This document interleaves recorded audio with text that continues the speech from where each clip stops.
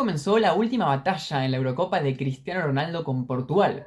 Y no empezó con un partido de fútbol, sino que empezó con un encuentro en el que por un lado teníamos a un conjunto de 11 jugadores, sí de fútbol, que intentaron a toda costa a través de diferentes cantidades de pases elaborar alguna jugada que les permita meter un gol. Pero por el otro tuvimos a un conjunto de cuerpos humanos que se aglomeraron en diferentes zonas de la cancha para evitar a toda costa cualquier posibilidad de que dicha pelota entre en ese arco. Hoy vimos a una República Checa que jugó un partido increíble y que demostró que puede ser muy duro de roer pese a que tenga jugadores de increíble talento enfrente. Pero así todo, la selección portuguesa, con un poco de fortuitidad, pero también con mucho esfuerzo imprimido en los 90 minutos, terminó consiguiendo no solamente ganar, sino remontar un partido que en cierto punto, contra un rival que no había hecho nada para marcar, lo estaba perdiendo. Así que, sin más preámbulos, analizamos Portugal 2, que rescató sobre el final una victoria increíble, República Checa 1, que imagino que se ganó el respeto de todos y demostró que para jugar bien no hace falta tener un juego lúcido, colectivo o de posesión, sino de que el ordenamiento, la efectividad y principalmente la voluntad pueden equiparar a cualquier clase de talento. Me gustaría empezar sincerándome y diciendo que los primeros 20 minutos del partido no los pude ver, así que cualquier cosa que haya pasado en ese momento no la voy a poder mencionar porque literalmente mis ojos no la apreciaron. Ahora, si alguna cosa les parece interesante, ya sea un rendimiento individual que después se apagó o que al contrario fue muy malo y después terminó siendo regular, alguna cuestión colectiva que no se repitió posteriormente, algún arreglo táctico que un equipo hizo después de ese tramo y que por lo tanto yo me perdí la primera parte, díganmelo en los comentarios, ya que me sirve un montón para tenerlo en cuenta en los futuros análisis de la fecha 2 y fecha 3 de los respectivos equipos. Ahora, y metiéndose en el análisis, me parece que algo muy importante es entender que cuando comparemos a Portugal con las demás potencias que debutaron en la primera fecha, vamos a tener una pequeña diferencia, pero que en realidad es una gigante diferencia. Y es el hecho de que nunca se rompió el partido. Al contrario, recién Portugal arranca a ganarlo en casi la última del encuentro cuando pone el 2-1 con ese gol de Concienciao. Entonces ahí nos damos cuenta de que nunca pudo jugar cómodo o con el resultado a favor, y al contrario. Incluso estuvo jugando con el resultado en contra por 7 minutos, pero que fueron 7 minutos donde tuvo que ir a buscarlo. Esto no solamente significa un tema psicológico propio del rival, sino también un tema estratégico. Porque República Checa, y esto ya es una cuestión más particular y hasta capaz que personal, pero yo considero que fue de las selecciones que se fueron a defender la más consistente y que hizo bien su trabajo de todas las que jugaron contra potencias. De este modo, no solamente Portugal tenía una tarea más difícil que otras, porque físicamente tenías tres centrales que estaban perfectamente ubicados y que despejaron 500.000 pelotas, porque tenías en el mediocampo a Susek, que también es un pulpo y que te ayuda un montón, y hasta el hecho de que los propios delanteros centros de República Checa tuvieron más acciones defensivas o igual la cantidad de acciones defensivas que los centrales de Portugal. Teniendo a 11 jugadores dedicados a defender, evidentemente es muy complicado, pero no siempre un equipo que hace eso lo logra hacer bien. Y República Checa no es que fue perfecto, pero sí fue muy bueno, haciendo que Portugal tenga muchísimo tiempo la pelota, pero que no pueda pasar, no pueda entrar, teniendo realmente ese muro inquebrantable, impenetrable que hacía de que pases la pelota por un lado, para el otro, por un lado, para el otro, por un lado, para el otro, y metes un pase largo, afuera, el arquero, despeje del central. De esta forma, la mayoría del tiempo no hubo muchas ocasiones de gol, pero así todo, y quizás para alguno que puede proponer una postura más crítica para Portugal, el equipo luso tuvo 19 tiros totales, siendo 8 al arco, que me parece un dato importante, que no siempre un tiro al arco es un tiro peligroso, pero el punto es que fueron tiros que dentro de todo estuvieron direccionados, y también tuvo 4 chances claras según estadísticas de SofaScore, siendo que, evidentemente, República Checa no tuvo ninguna, porque ni la del gol se considera chance clara estadísticamente. De esta forma nos damos cuenta de que si bien tuvo un partido muy duro y de que, bueno, República Checa luchó encarnizadamente, logró generar ocasiones de gol como para merecer la victoria. Y de hecho tuvo muchos jugadores que tuvieron intervenciones interesantes a nivel ofensivo o creativo. Pero más allá de ahora que nos vamos a meter en estos jugadores, en los métodos de ataque que tuvo, al punto al que me refería antes es que no lo podemos comparar, por ejemplo, con lo que fue Francia, con lo que fue Inglaterra, con lo que fue Alemania, porque fueron selecciones que al empezar ganando en relativamente corto tiempo, el resto del partido lo pudieron jugar con espacios y contra un rival que ya su plan A, que era el de defenderse así de una manera férrea, inteligente y demás, más allá de los matices que podemos tener en cada equipo que se enfrentaron, eso se rompía y empezaban a tener más libertades. De esta forma, Portugal siempre tuvo que enfrentarse contra el muro checo y nunca estuvo cómodo para atacar. Lo único que tenía como ventaja es la libertad para pasar la pelota. ¿Por qué? Porque estaban súper replegados. Nunca se preocupó República Checa por molestar la generación de juego de los jugadores que estaban detrás de los tres cuartos. Por esta razón pudimos tener muchísimos pases de jugadores que quizás uno esperaría tanto. Nuno Méndez, Díaz, Pepe, que todos tuvieron pases claves, pases largos, pases de distribución en gran cantidad. Vitinha tocó casi 100 pelotas de pase en todo el partido con una gran efectividad. Y en ese sentido, República Checa nunca se preocupó a la mayoría de los pases porque eran pases que no estaban ejecutados con peligrosidad. Y después sí, tuvo momentos de pases peligrosos filtrados hacia el medio buscando a Leao, a Bernardo Silva, obviamente a CR7, pero fueron la minoría dentro de esa gran cantidad de pases. Así todo, y fíjese el dato, en el caso de Portugal tuvo 196 pases en el último tercio. 196 pases con el 80% de efectividad. Esto quiere decir que no solamente estaba ahí, sino que estaba ahí y la mantenía ahí. Esto me parece importante destacarlo porque habla de muchas cosas al mismo tiempo. Por un lado habla de un Portugal que tuvo precisión para manejar la pelota en una zona muy adelantada de la cancha. Pero también la gran cantidad habla de que muchas veces estaba en una zona de la cancha y no es que todos esos pases de 80% de efectividad son todos pases peligrosos en picada para que un jugador remate al arco. No, porque justamente si no sería menos la capacidad para ejecutar un buen porcentaje. Y si fuese sido tan alto el porcentaje y fueron todos pases creativos, hubiese metido un gol antes. La realidad es de que estaba súper adelantado en la cancha, pero los pases seguían siendo pases fáciles, de retroceso, de distribución, de cambio de lado, pero nunca pases realmente relevantes para el juego.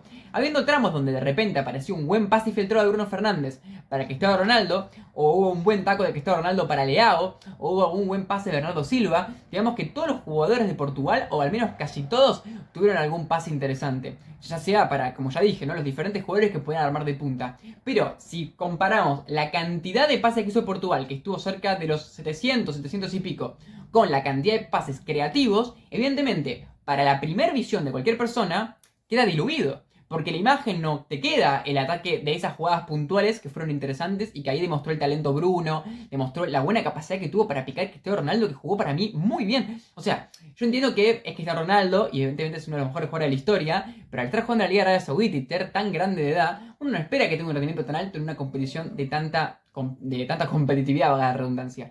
Pero realmente lo vi muy inteligente, lo vi participativo, lo vi útil para el equipo, más que otros jugadores que se supone que están en mejor forma, como por ejemplo, pongo un ejemplo en Bernardo Silva. Ahora, no solamente era un equipo que estaba adelantado, sino un equipo que de vez en cuando podía generar pases filtrados, pero ¿qué pasaba? Como República Checa no estaba concentrado en intervenir en el juego de distribución del equipo, o sea, básicamente, vos haces todos los pases que vos quieras. Ahora, cuando te metas en el área, cuando quieras rematar, ahí yo voy a estar. Y de hecho, como ya hemos dicho en un principio, fíjense la cantidad de acciones defensivas de los diferentes jugadores. 15 acciones defensivas, que esto, entre esta estadística entran despejes, intercepciones, tiros bloqueados y barridas. O sea, obviamente, en general lo que más tiene cada jugador es despeje. No voy a decir cada cosa de cada jugador porque sería larguísimo, pero sí las acciones defensivas, pero no tanto porque sea valorar ese jugador por haber tenido tantos despejes, sino para darnos cuenta cómo está distribuida esta capacidad defensiva, que no tiene que ver específicamente con que sean jugadores buenos en defensa. Esto lo vamos a ver recién cuando jueguen contra Turquía y contra Georgia y tengan un partido más de igual a igual. Pero sí, como en este partido, estuvieron dedicados a eso. Kuka y Schick, ambos delanteros, 4 acciones defensivas en todo el partido. Doudera, lateral, y Koufal, 15 y 5. Suik, mediocampo, 5. También Susek, 5 acciones defensivas. Y los centrales, 10, 8 y 7. O sea, todos los jugadores subieron de 4. Que no es una estadística tan alta 4. Pero lo que demuestra no es el hecho de que hayan sido 4, sino de que todos aparecían con un despeje, con un tiro bloqueado, con algo ayudando a su equipo. Y si uno cuenta la cantidad de acciones defensivas y las toma todas como una jugada en la que Portugal intentó algo y no pudo pasar, suman una cantidad increíble. Y ahí se explica el hecho de la pared. Es un frontón que vos vas y siempre aparece uno distinto y uno distinto y uno distinto. Curiosamente no hizo tantas faltas República Checa, y eso es importante, porque no es que fue un juego sucio, sino que fue un juego muy rasposo, pero desde el punto de vista legal. Hubo muchos bloqueos, hubo muchas barridas y demás, pero no necesariamente eran barridas que terminaban con jugadas bruscas o con jugadas que podían dañar a los jugadores de Portugal. Portugal Lo que se encontraba era quizás cuando había salidas o pequeños intentos de contraataque, digo intentos porque por lo general no le salían bien, de República Checa, tras la recuperación de la recuperación, ahí tenía un poco más de espacio. Y una de las jugadas más peligrosas, curiosamente, tienen que ver con pases filtrados con la defensa checa adelantada. Y por eso cada vez más República Checa se replegaba, porque cuando se replegaba, ahí era el problema. Para Portugal, quiero decir, ¿no? Incluso hay una jugada en el primer tiempo que es interesante porque queda colgado, si no me equivoco, Doudera, que es el lateral izquierdo, o el carrilero izquierdo, y que queda Cristiano Ronaldo solo. Y que ahí termina haciendo una definición cerca del palo, no es gol. O no sé si Cristiano Ronaldo asiste a otro más, pero bueno, el punto es que es una jugada muy peligrosa que tiene que ver con un pase filtrado con uno de los defensores de la línea que quedó mal parado y habilita al que tuvo que ser asistido. Pero eso pasó una vez prácticamente. Después, lo que sí lograba hacer, y de manera bastante regularmente, Portugal, era llevar la pelota a las bandas. Pero la realidad es que una vez que la llevaba a las bandas, empezaba a tirar los centros. Y si vemos la estadística de centros, no nos encontramos con una estadística muy positiva. Y perdonen que bajo la mirada, pero las tengo acá anotadas y no me las acuerdo de memoria. De 29 centros que tiró Portugal, que hay que decir que es un número no histórico ni récord, pero sí un número bastante alto, solamente conectó 4. Y claro, si tuviera a Krejci, a Granak y a Holtz que te despejaban todo.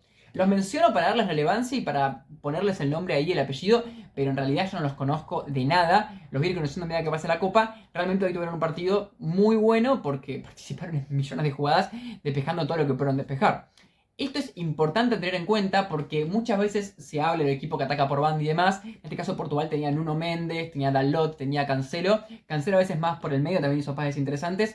Pero pese a que llegaba a esas bandas, y por eso tiene muchos pases en el último tercio, porque muchos pases son ahí por la zona de la banda buscando tirar un centro más cómodo.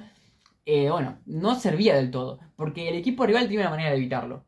Así todo, las dos jugadas que vinieron de los goles de Portugal, tanto ahora vamos a meternos de lleno en los goles, pero tanto el primero como el segundo, vienen a través de centros. Pero son jugadas muy diferentes y que en ambas terminan afectando cuestiones muy particulares que no específicamente son todas virtudes de la selección portuguesa. Que así todo yo pienso que obviamente hay una crítica. Yo considero que no hubo tanta capacidad colectiva. El problema que tiene Portugal, o al menos el partido de Portugal, es de que hasta qué punto podemos pensar en un juego colectivo con un rival tan replegado y que jugó un partido tan sólido.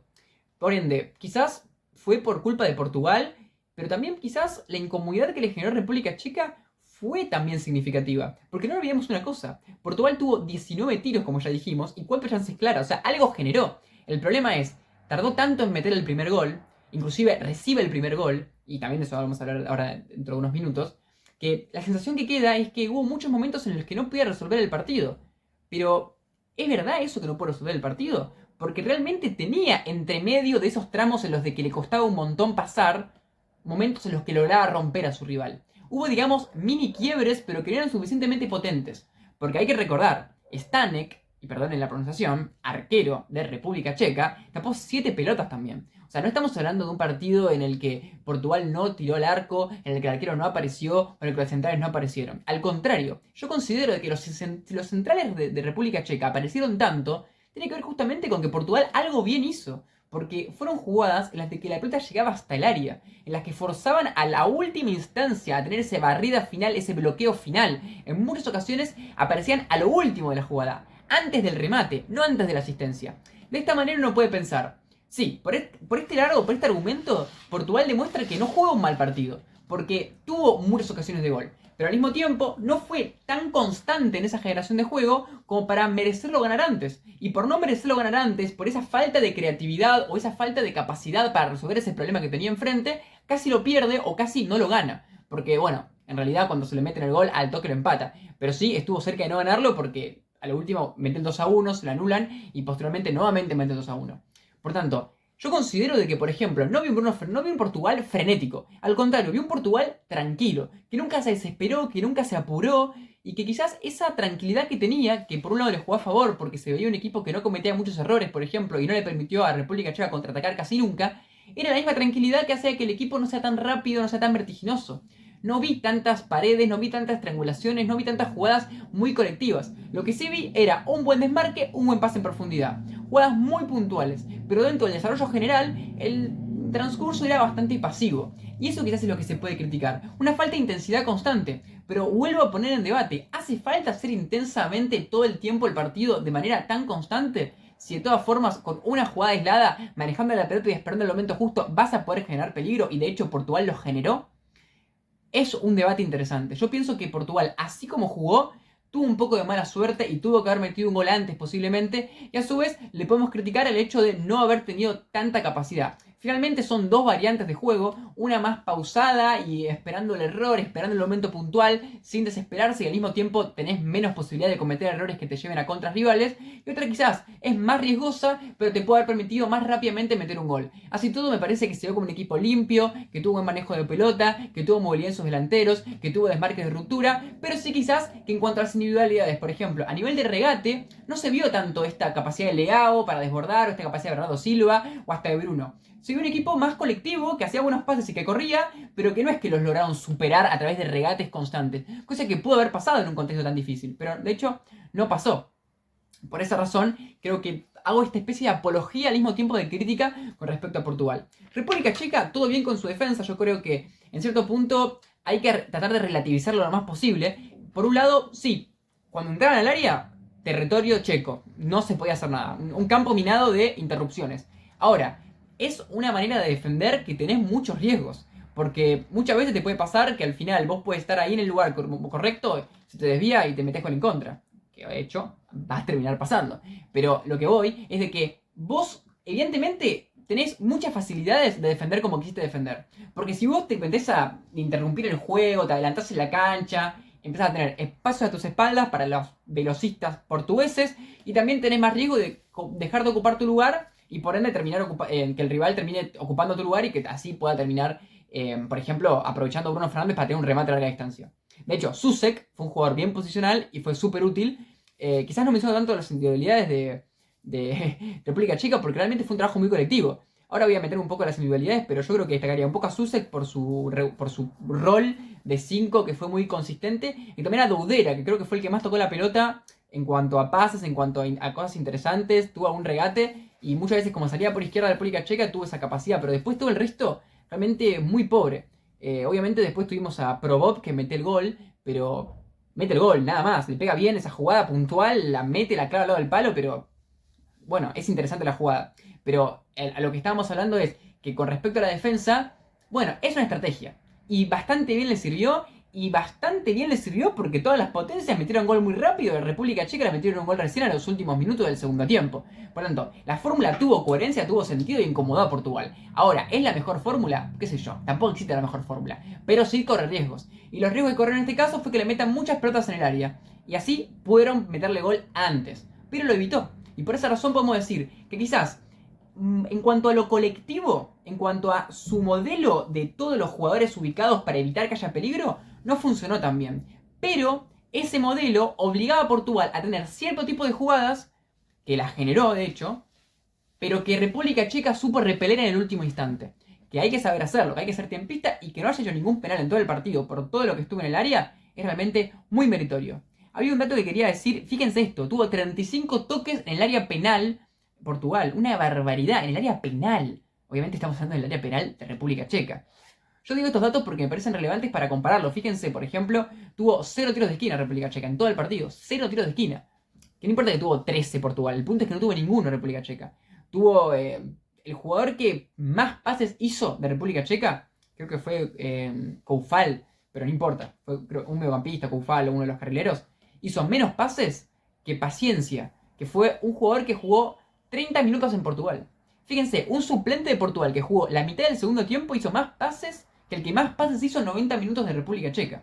Los chicos con la pelota no tuvieron mucho contacto. Realmente se dedicaron a buscar el empate y lo estaban consiguiendo. Y de hecho, cuando metieron el gol, que fue una jugada literalmente de contraataque, vertical, yendo por banda, desbordando, y después de un mal despeje o de un despeje que no termina de ser del todo lejano, le queda a Probo para que la remate. Una jugada bien elaborada, tiene todo el sentido del mundo. Inclusive uno analiza la jugada tiene dos partes. Primero ataca una primera vez, la jugada no termina de terminar, digamos, hacia afuera o hacia algún lugar. Le queda a República Checa en mitad de cancha. Y los chicos, dándose cuenta de que era su oportunidad porque Portugal estaba un poco más atrás, subieron. Hubo muchos jugadores en el área, tipo, si uno ve un equipo que juega de contraataque por lo general, va a haber 2 jugadores, 3 como mucho. Pero en este caso habían bastantes alrededor de esa zona porque sabían que era su oportunidad. Y de hecho es muy loco porque literalmente metieron gol ahí. O sea, fueron muy efectivos. Y después hubo otra jugada muy cercana al 1-0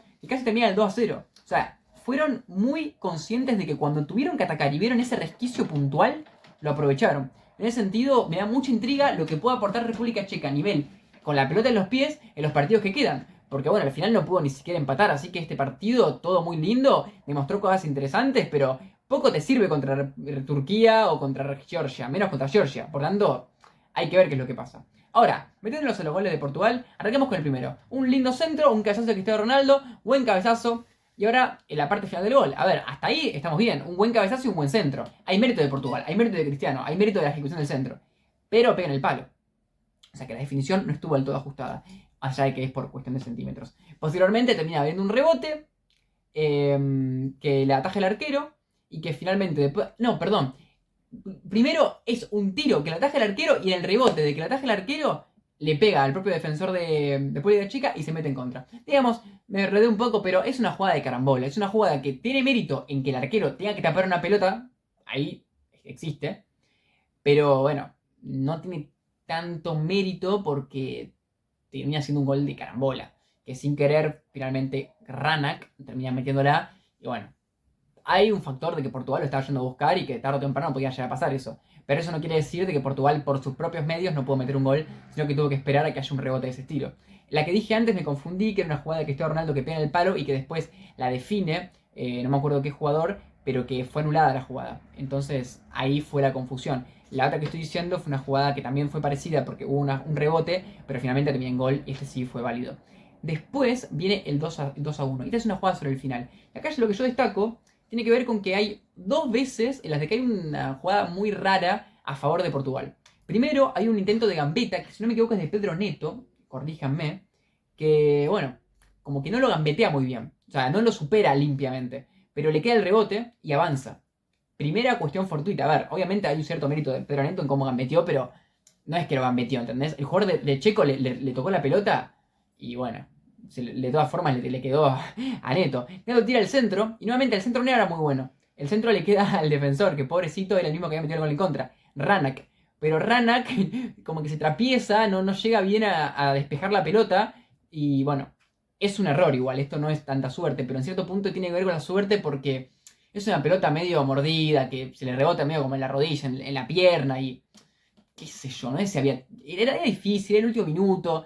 El centro no era muy bueno, pero bueno, finalmente ese rebote de Rax, que no la puede despejar bien, termina en el tiro de Concienciao, que bueno, mete el 2-1 para alegría de todos los portugueses. Que fíjense que bueno, yo considero de que un poco los goles que meten son fruto de todo su esfuerzo que hicieron en 90 minutos, pese a que se les complicó. De este lado hay una buena vibra en el sentido de que pudieron reaccionar, pero al mismo tiempo, como digo, ¿no? Hay ciertas críticas y ciertas posibilidades de decir, bueno, sí, a ver, hubo partidos interesantes, pero también hubo, por ejemplo, chances claras desperdiciadas de parte de Vitinha, de parte de Leao, de parte de Cristiano Ronaldo. Según estadística de SofaScore, cada uno desperdició una de ellas.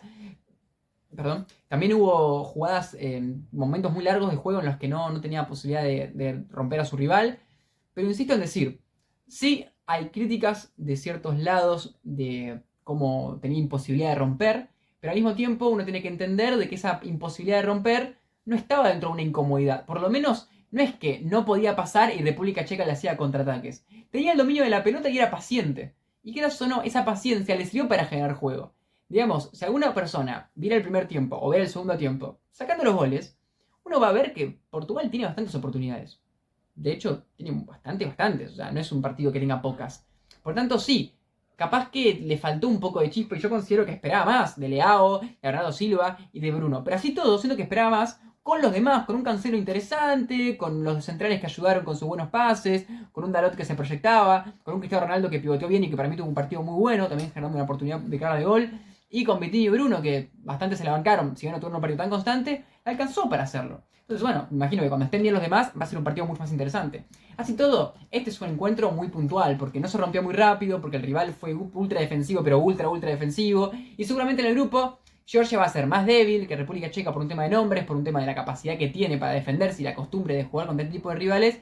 Y Turquía no creo que le juegue de la misma manera, Turquía le va a jugar más de igual a igual. Así que es un partido muy puntual que quizás puedas enfrentarte a un rival parecido al partido de octavos, pero que en la fase de grupos no va a haber nada tan igual a esto ni que te complique tanto la vida. Y si lo hay, ya vas a tener respuestas diferentes porque tuviste que adaptarte a este partido e incluso pudiste adaptarte de una manera, digámosle, regular. ¿La victoria es merecida? ¡Qué pregunta! Yo considero que esa pregunta es difícil de responder. Yo pienso que el empate estaba bien. Pero también la victoria está bien. Yo creo que las 12 cosas son válidas para la opinión que quiera. El empate estaba bien porque República Checa se esforzó un montón y realmente tuvo un partido que fue digno de un empate. Inclusive lo llevó a ganar, fue efectivo. Su juego se elaboró de manera de principio a fin y realmente yo considero que incluso los goles, como ya dije, tuvieron cierta cosa de fortuitidad. Ahora, Portugal ganó. ¿Es merecido? Y también, si esforzó un montón, si tuvo 4 chances claras, si tuvo 19 tiros al arco, si tuvo 169 pases en campo rival, o sea, estuvo todo el tiempo intentándolo. ¿No lo podía hacer? Sí. Yo tengo que jugármela por una de las decisiones. No sé, siento que mi corazón me dice más que me quede con los checos y también siento que hay argumentos para ambos lados. Me pondría entre la espada y la pared, pero finalmente me quedaría con que Portugal sí merece ganar, porque las chances las generó y si finalmente el arquero tuvo que aparecer o bloqueos en el último instante, es porque estaba ya peleando un hilo esa defensa que intentó plantear República Checa. Por tanto, un partido muy interesante con muchas cosas que nos deja y que finalmente, bueno, se culmina sobre el final de estos que no hay muchos en esta Eurocopa, ¿no? De estos muy parejos y que tuvieron muy, pero muy buenos. Quería dar un dato más que quizás me quedó un poco aislado, pero justo lo acabo de leer y me parece súper interesante, que tiene que ver con las posiciones de los jugadores en la cancha. Fíjense esto, en el lado de Portugal hubo un solo jugador que íntegramente, digamos que la mayoría del tiempo y de manera evidente estuvo en su campo la mayoría del tiempo. Esto quiere decir que en la mayoría del tiempo, en promedio, todo Portugal, exceptuando Pepe, estuvo siempre en campo rival. O en mitad de cancha. O sea, en la línea, digámosle. Esto es increíble porque habla de que estuvo casi siempre en campo rival. Obviamente ya dijimos, tuvo 74-75% de posesión. Ahora, fíjense República Checa. No tuvo ningún jugador de todo su equipo que esté más tiempo en campo rival que en campo propio. Al contrario, como mucho, Chic y Kuka estuvieron más o menos en mitad de cancha todo el partido. Pero nunca se puede decir que estuvieron más tiempo en el campo rival. Increíble, increíble porque ahí habla un poco de lo que fue la dinámica. Una contrariedad total, un partido re interesante. Y como digo, que abre muchos debates. Yo realmente no tengo tantas certezas en cuanto a los juicios de valor. Yo lo que sí puedo decir o aseverar son ciertas cuestiones que son, digámosle, observables. Después, decir que mereció más, que mereció menos, que puede hacer más, que puede hacer menos, que fue una defensa buena, que fue una defensa mala, siempre van a ser cuestiones que van a entrar las subjetividades y depende en qué lado lo encares. Pero para mí sí, hubo muchas virtudes de ambos equipos y también hubo algunas cuestiones más cuestionables de ambos equipos. Pero para mí ambos me quedan con una imagen más positiva que negativa. Cerrando con la tabla de posiciones, que bueno, queda bastante como todos nos esperábamos. Turquía con 3 puntos, Portugal también. Ahora, Turquía le beneficia esta victoria porque si quiere clasificarse le conviene que República Checa no sume puntos. Así que ahora, con que le saque un empate a República Checa, ya es posible que se clasifique como segundo lugar y después hay que ver si le puede llegar a sacar algún punto también a Portugal. A Turquía le conviene. República Checa, bueno, no quedó con una mala imagen. Digamos que a nivel futbolístico quedó bien. El problema es que a nivel tabla la derrota no le sirve para nada. Como mucho le sirve el hecho de no haber perdido por varios goles, así que en ese sentido, si llega a sumar 3 puntos nomás, o sea, le gana a Georgia, por ejemplo, puede ser que los terceros termine siendo beneficiado por esa buena diferencia de gol. Así todo, por cómo jugó y por cómo jugaron Turquía contra Georgia, hipotéticamente en un encuentro entre Turquía y República Checa, hay que ver si Turquía puede quebrantar la defensa de los checos. Yo creo que tranquilamente puede pasar algo parecido a lo que pasó con Portugal, pero que República Checa gane, aunque obviamente cada partido es distinto y el contexto de jugar contra Portugal quizás también envalentonó mucho más a los que en este caso terminaban perdiendo 2-1. Por tanto, Chequia sigue con vida, tiene 2 partidos que son los más accesibles del grupo y creo que ambos los puede ganar tranquilamente, aunque también puede ser que termine quedándose fuera, esto es así. Y Portugal, bueno, ya ganó contra este partido que era re difícil, solamente con ganar la Georgia ya posiblemente quede primero, así que ya está. Vamos a ver cómo le va a los siguientes partidos, pero la clasificación la tiene. Ahora tiene que empezar a potenciar a sus figuras, que lleguen bien fresquitas, o al menos bien físicamente, que tengan buenos rendimientos de cara a los partidos más importantes que van a venir después, porque su grupo, hay que decirlo, no tuvo tanto nivel como otros que tuvo, así que recién va a tener rivales que pueden ser candidatos a partir de capaz que de cuarto si queda primero, así que cuidado por ahí.